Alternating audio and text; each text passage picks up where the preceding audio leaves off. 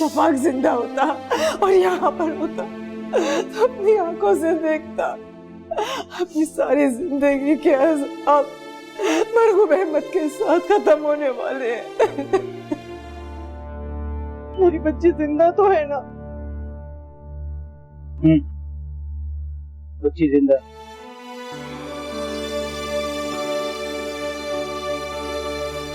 लेकिन फहाम भाई, है तो वो हमारे बाप ही ना। बाप महज एक खिताब नहीं होता, एक रिश्ता होता। जी जी जी, मैं समझ रही हूँ आपकी बात।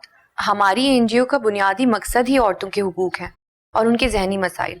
जी हाँ, मैंने आपके बारे में बहुत सुना है, इसीलिए तो आपसे राब्ता कायम किया। अच्छा, आप मुझे ये बताइए कि वो लड़की की उम्र क्या है? होगी कोई 8 साल। और उसकी एक किडनी खराब है। जी जी, बहुत तकलीफ में है वो फैमिली। देखिए, मैं आपकी बात समझ रही हूँ, आप बेफिक्र रहिए, मैं पूरी कोशिश करूँगी। तो क्या मैं उनसे कह दूं कि आप उनके लिए कोशिश कर रहे हैं? जी जी, आप उन्हें हौसला दीजिए और मैं खुद भी किसी वक्त आके उनकी फैमिली से मिलूंगी। ये तो बहुत अच्छी बात है, आपने तो उनकी टूटी हुई उम्मीद जोड़ दी। अल्लाह हाफिज। अल्लाह हाफिज।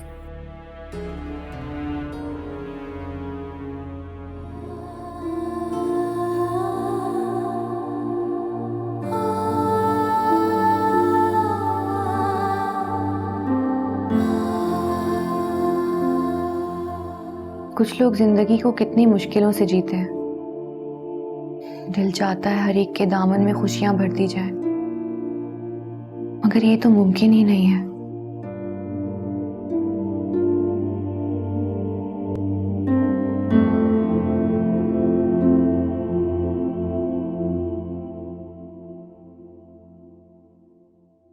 मैं आपको खोने की हिम्मत नहीं रखती, क्योंकि आप मेरे भाई आफाक की मोहब्बत हैं।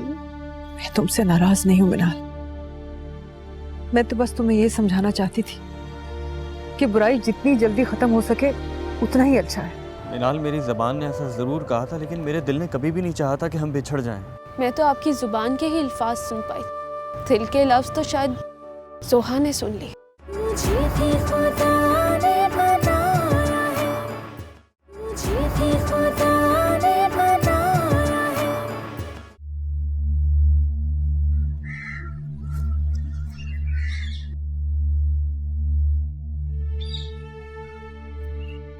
भाभी अभी तक खफा है मुझसे, आप हॉस्पिटल भी नहीं आई। क्यों आती हॉस्पिटल? बाबा जान के लिए नहीं कह रही, अपने लिए कह रही हूँ। बाबा जान से तो आपको नफरत है, क्या मुझसे भी नफरत हो गई है? नहीं मिनाल, तुमसे क्यों करूंगी नफरत? लेकिन तुमने अच्छा नहीं किया। एक मसला हल होने जा रहा था और तुमने उसे दोबारा जिंदगी दे दी। कौन किसी को आज तक जिंदगी दे सका है? जितनी सांसें हैं उतना तो इंसान जीता है हर हाल में, चाहे कोई इंसान उसे बचाना चाहे या ना चाहे। और मैं बाबा जान को हॉस्पिटल क्यों लेकर गई थी, इसका जवाब मैं आपको दे चुकी हूं। मैं एक बेटे की मोहब्बत में मजबूर हूं। मैं चाहती मैं भी यही हूं कि वो जिंदा ना रहे, बल्कि हर कोई ये चाहता है कि वो जिंदा ना रहे। पर बहुत हमदर्दी आ रही है ना, तो जाके अपने बाबा जान से पूछो कि मेरी बच्ची को कहां छुपा के रखा है। एक मां के साथ ऐसा घिनौना खेल क्यों खेल रहे हैं? तुम कभी नहीं जाकर पूछोगी, ये मैं जानती हूं।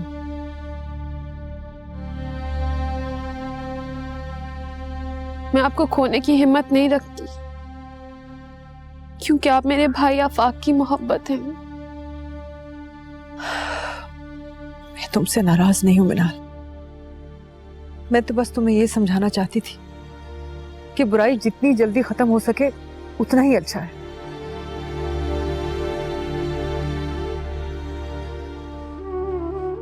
मैं मानती हूँ, पर भाभी आप ये फैसला अल्लाह ताला पर छोड़ दें।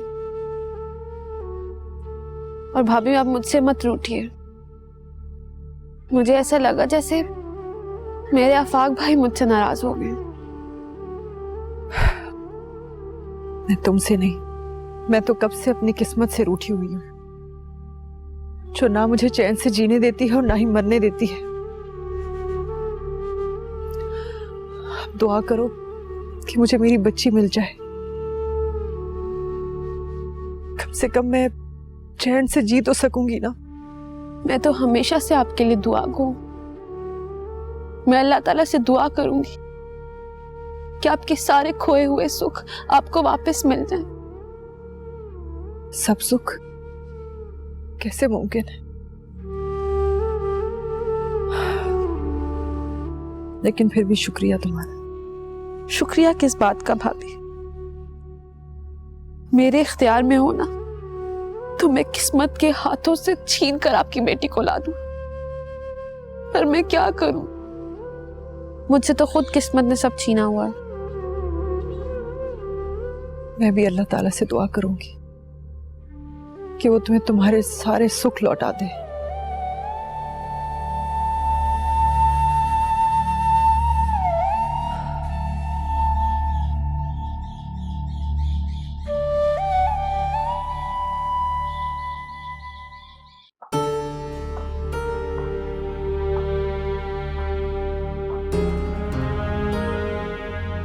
क्या हुआ जूनी?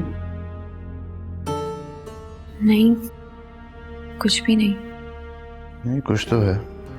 इतनी खामोश क्यों हो? कुछ ख्वाहिशात खामोश रहे तो अच्छा है।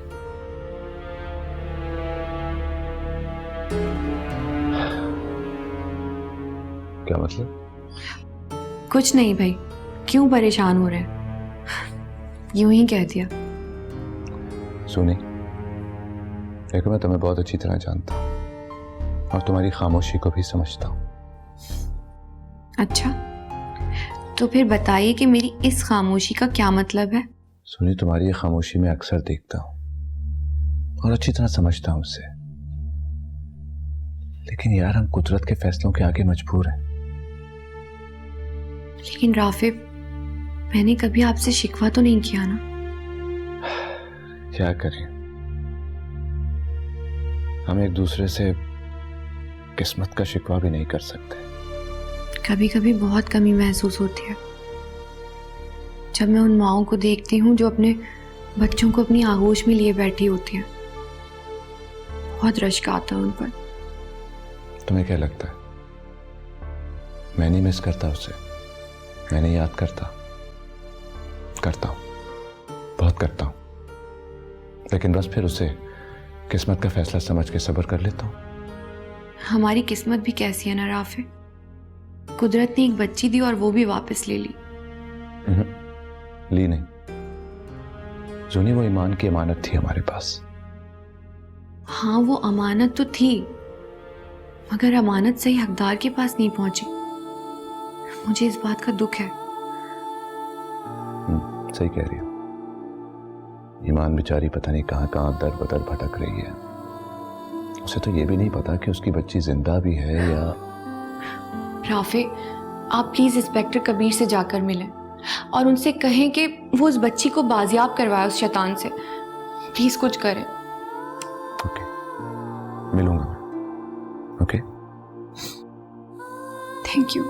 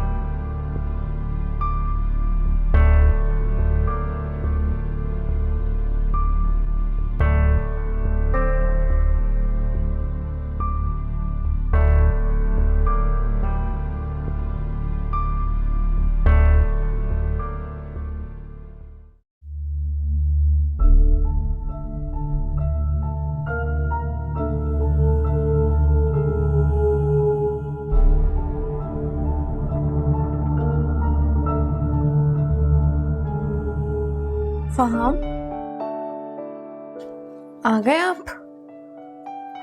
मिनाल नहीं आई आपके साथ? नहीं, नहीं आई वो। क्यों? आपने उसे समझाया नहीं? समझाया था, लेकिन वो नहीं मानी। पापा जान की संगला मोहब्बत में पिस रही हो। वो भी क्या करे, औलाद होने के नाते अपनी मोहब्बत के हाथों मजबूर है।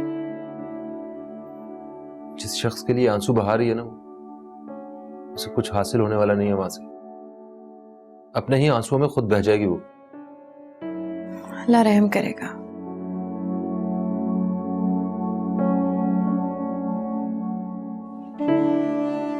बेटियां कैसी हैं मेरी? पहले से बहुत बेहतर है। ममानी कह रही थी कि मौसम ठीक नहीं है, इसलिए बहुत ज्यादा उनकी टेक केयर करनी पड़ेगी। मुझे अपनी बेटियों की बड़ी फिक्र रहती है।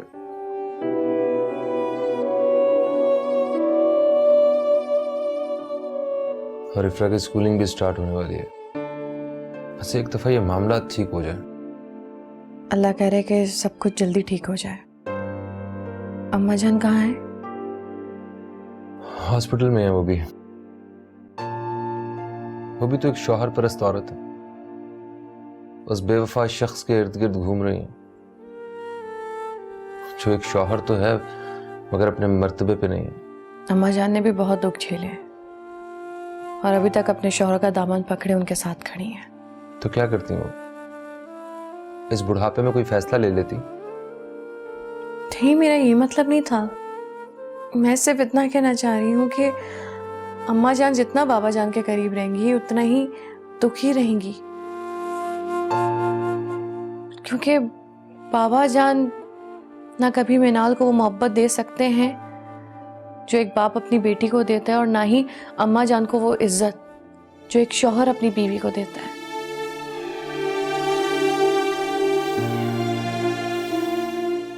एक दरख्वास्त है तुमसे अबीर। दरख्वास्त करने की क्या जरूरत है आपको? हुक्म कीजिए। ये हुक्म देना मुझे पसंद नहीं और ना ही मैं इन चीज़ों पे यकीन रखता हूँ। बस इतनी सी बात है कि इस घर को संभालने में तुमने जो अपना किरदार अदा किया है, उस किरदार को हमेशा कायम रखना। मैं तुम्हारे बगैर जिंदगी नहीं गुजार सकता अबीर। यही बात तो मैं आपसे कहना चाहती थी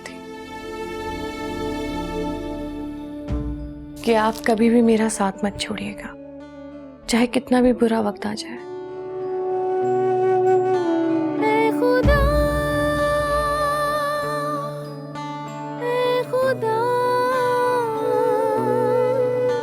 तेरे होते हुए तेरे बंदे बने हैं खुदा।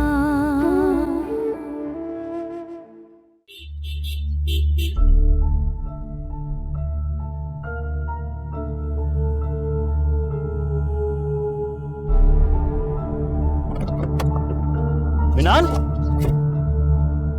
मिनाल, क्या हम बात कर सकते हैं? अब क्या बात रह गई है करने के लिए? क्या फिर आप मुझे और जलील करना चाहते हैं? एक मिनट मिनाल, मिनाल क्या मुंह फेर लेने से ताल्लुक खत्म हो जाएगा? जो कुछ हमारे दरमियान है, अगर आप इसे ताल्लुक कहते हैं तो मैं आपकी गलतफहमी दूर कर देती हूँ। इसे ताल्लुक नहीं बल्कि ताल्लुक का गुमान कहते हैं, जो शायद मुझे कभी था। मिनाल, रिश्तों में बदगुमानियां आ ही जाती हैं, लेकिन रिश्ते इस तरह तोड़कर तो नहीं फेंक दिए जाते। रिश्ता तोड़कर मैंने फेंका? मिनाल, मुझे बदगुमानी में डाला गया था। मैंने तुम्हें बहुत सच्चाई से चाहा था।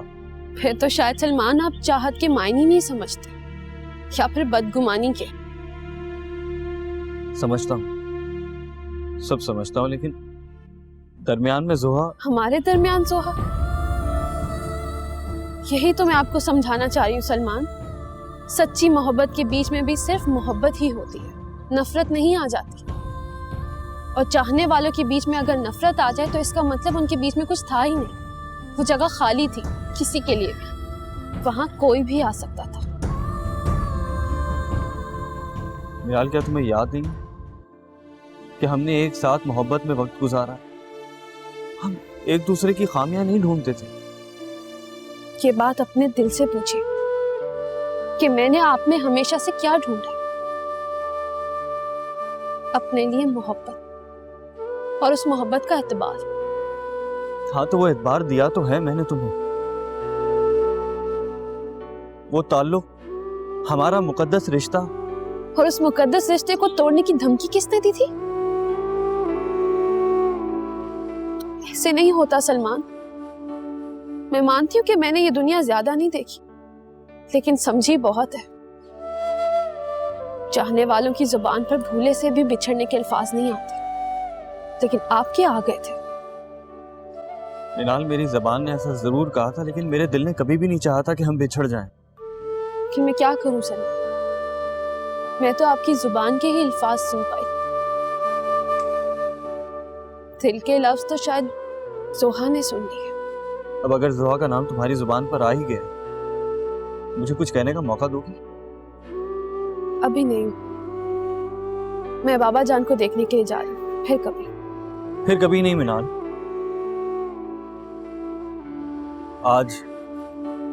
आज मेरा तुमसे मिलना बहुत जरूरी है। मुझे बहुत जरूरी बात करनी है।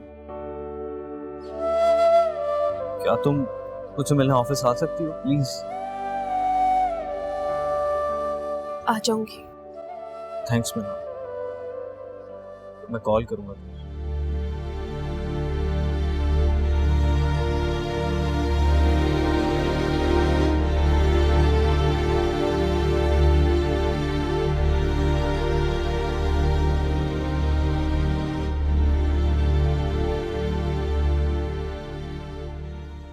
सब माँ बाप अपनी औलाद से मोहब्बत नहीं करते ना। मामा जान ने तो बचपन से ही हमारा बहुत ख्याल रखा है। मैंने बताया था कि मैं इनकी बेटी हूँ। मैं समझी नहीं। समझेंगी भी नहीं। क्योंकि मैं एक पुलिस वाला हूँ। तो ठीक है, उसके खिलाफ मैं सारे इल्जाम वापस लेती हूँ। फिर तो आप उसे छोड़ सकते हैं ना।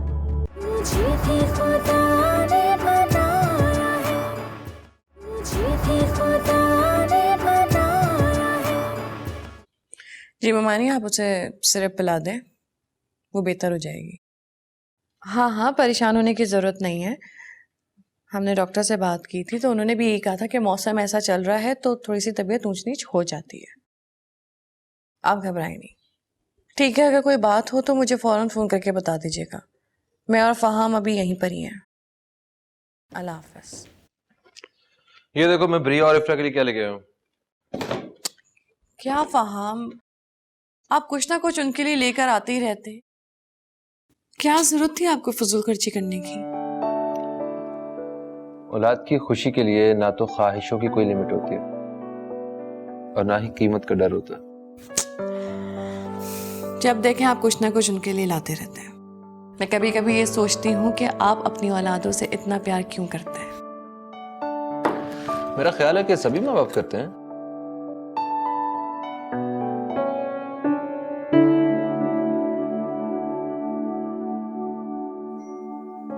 क्या सोच रहे हैं? सब माँ बाप अपनी औलाद से मोहब्बत नहीं करते ना। मामा जान ने तो बचपन से ही हमारा बहुत ख्याल रखा है, बल्कि हम दोनों भाइयों से उन्होंने बराबर मोहब्बत की है। मगर मिनाल से वो ज्यादा मोहब्बत करती थी।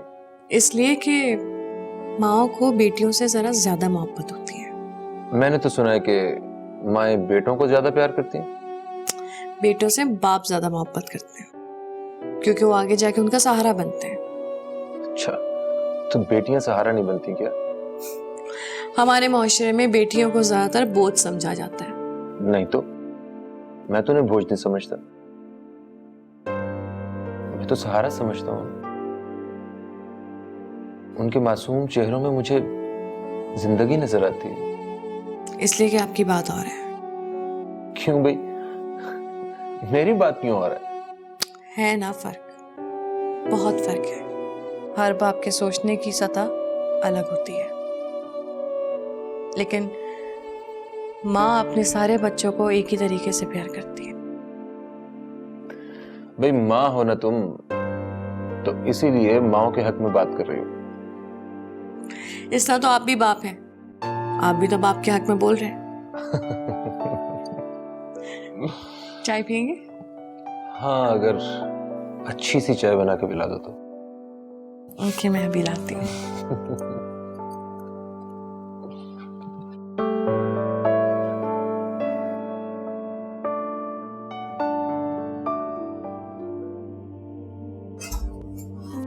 एक्सक्यूज मी डॉक्टर जी, मैंने ये बिल्स पे कर दिए हैं।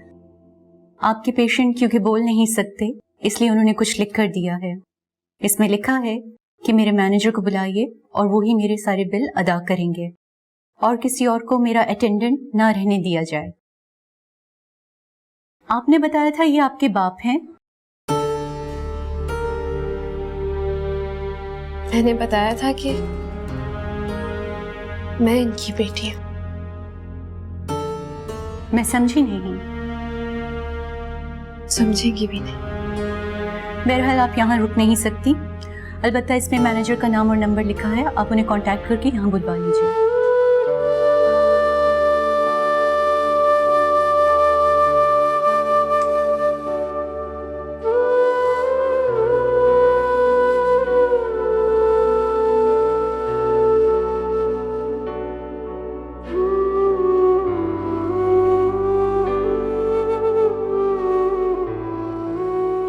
नर्स आप यहीं रहेंगी और इनका ख्याल रखेंगे, ठीक है? ठीक है।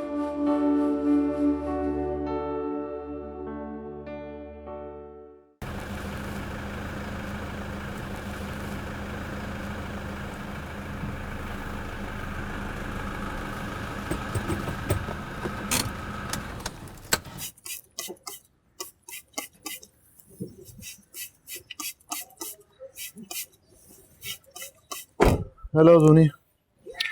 हेलो, आ गए आप? क्या बना मरगूब अहमद का? बनना क्या?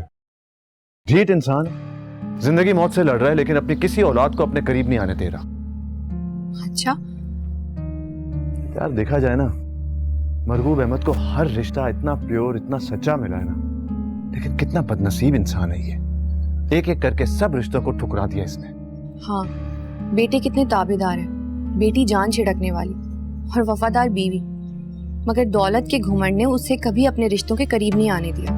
अरे हाँ, ईमान का केस उलझता जा रहा है यार। वो साबिर कुछ बोल ही नहीं रहा, सारे हथकंडे इस्तेमाल कर लिए पुलिस ने।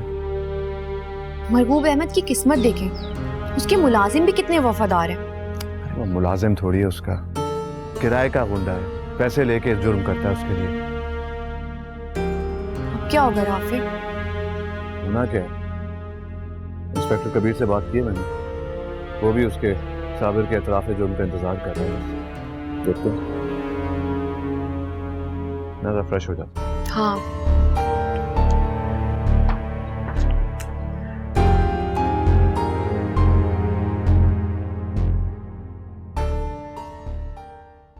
इंस्पेक्टर साहब, आप समझ क्यों नहीं रहे?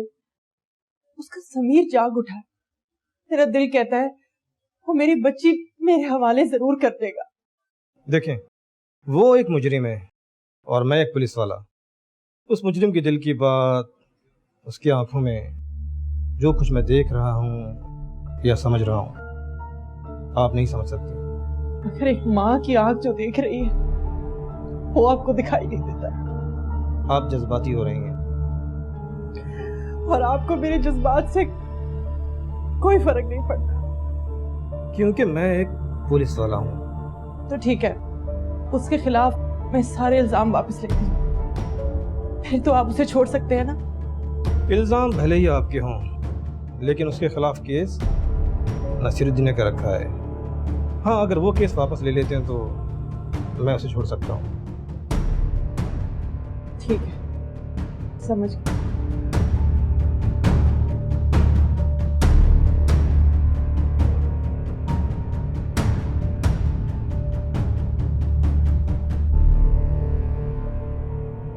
हाँ हेलो जी, कहाँ हैं आप?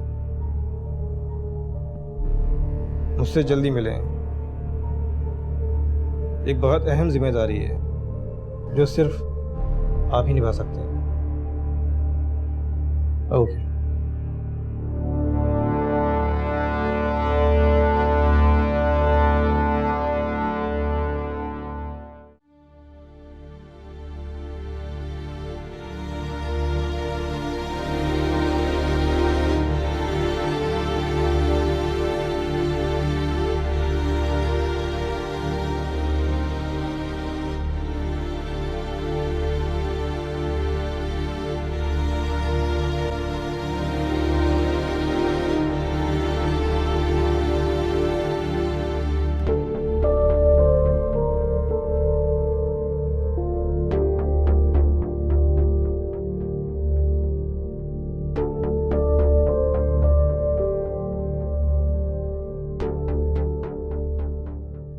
हेलो। हाँ मिनाल कहाँ हो? मैं अभी हॉस्पिटल से बाहर निकल रही थी। मैं ऑफिस में तुम्हारा वेट कर। जी मैं आ जाती हूँ। ठीक है, मैं आपके ऑफिस ही आती हूँ।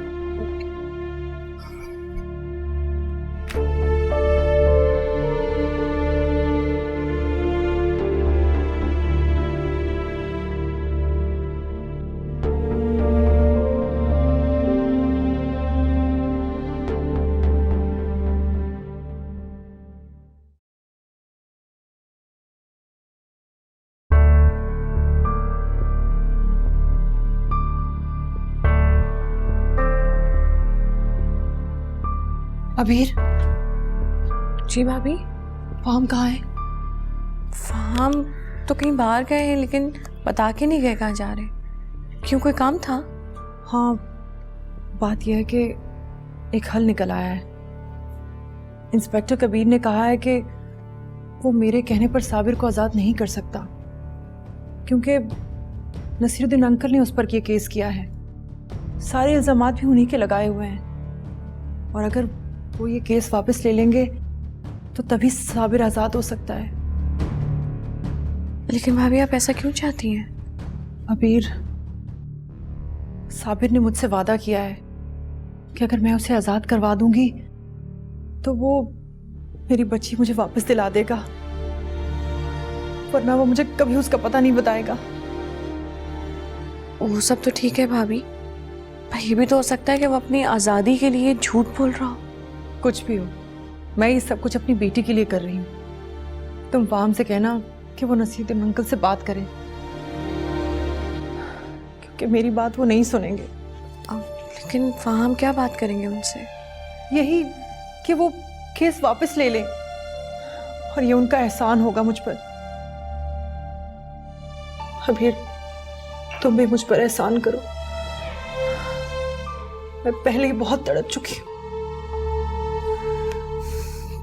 ठीक है भाभी, मैं अभी फोन करती हूँ फाहम से और बात करती हूँ।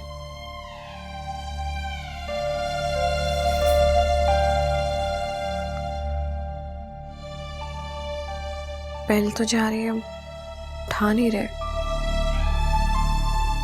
ऐसा करती हूँ, मैं खुद नसीरुद्दीन अंकल के पास जाती हूँ, उन्हें मनाने की कोशिश करती हूँ, शायद वो मान जाए। फाहम आए तो प्लीज तुम उसे बता देना। जी।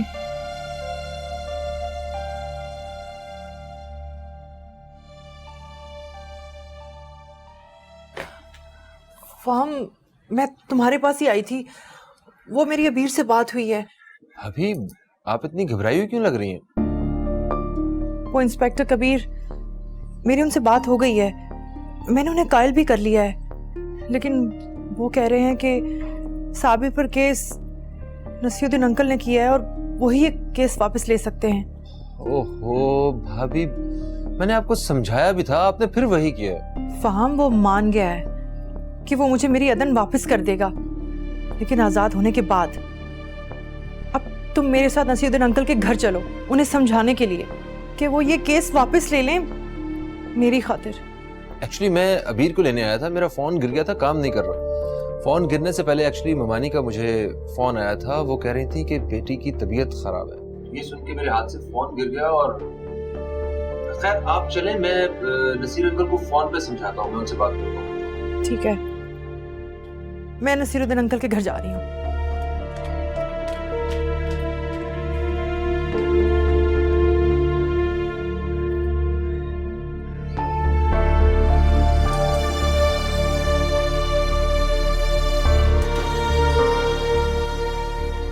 फहाम, कहाँ रह गए थे आप?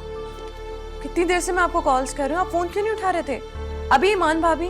हाँ मालूम है मुझे बाहर मिल गई थी वो। पता नहीं, मुझे तो लग रहा है कि बहुत कुछ गलत होने वाला है। ईमान भाभी को कौन समझाए, अब किसी की बात सुनने को वो तैयार ही नहीं है। खैर देखो क्या होता है। मैं रास्ते में था तो मुझे ममानी का फोन आया था, वो बता रही थी कि बरिया की तबीयत ठीक नहीं है, उसे फिर से बुखार हो गया, उसे डॉक्टर के यहाँ लेके जाना है।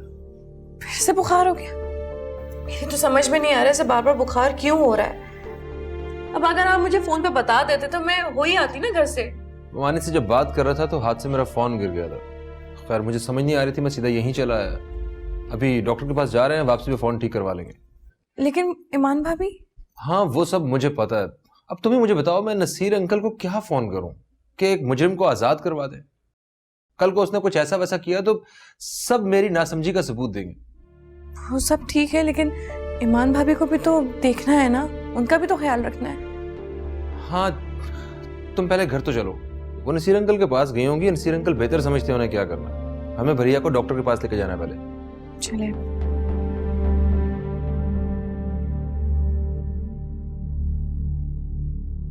तुम्हारी जिंदगी में ऐसा कोई शख्स आया है मेरे अलावा?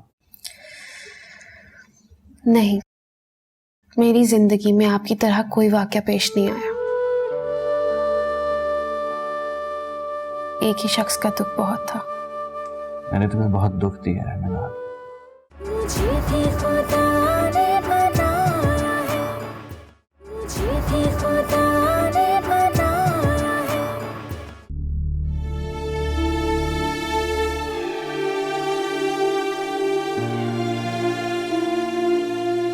मिनाल, तुम्हारे आने का बहुत शुक्रिया।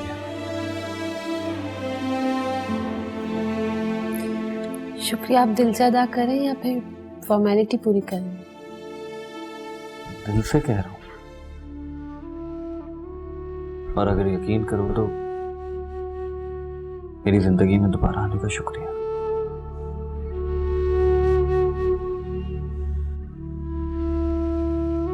सलमान, आप एतबार भी बहुत जल्दी करते हैं और बेतबारी भी आपको बहुत जल्दी होती है ना?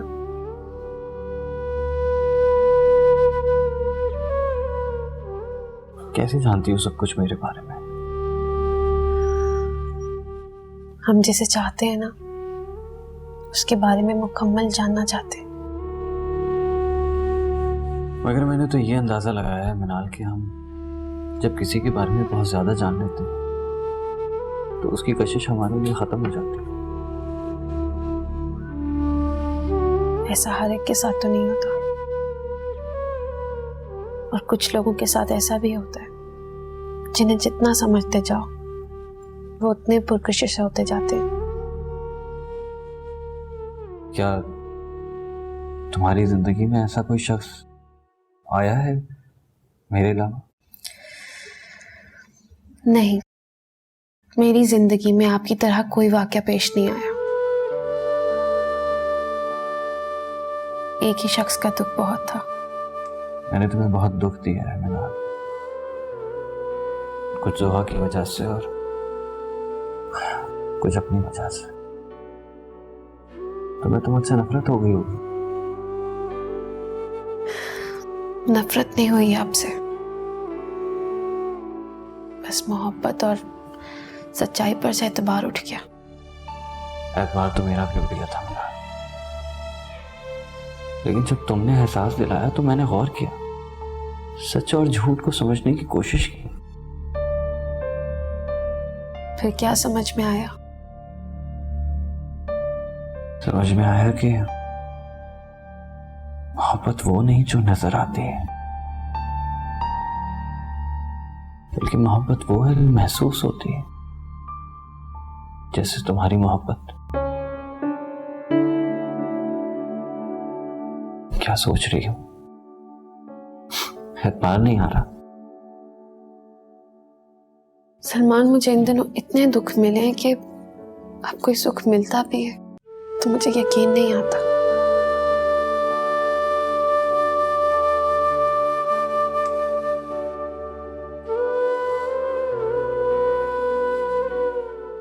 वो सच कह रहा है।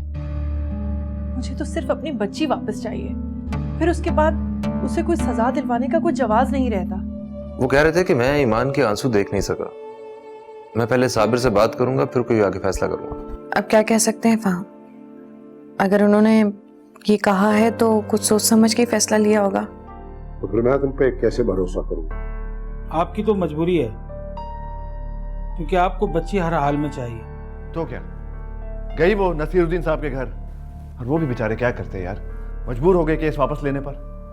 केस वापस ले रहे?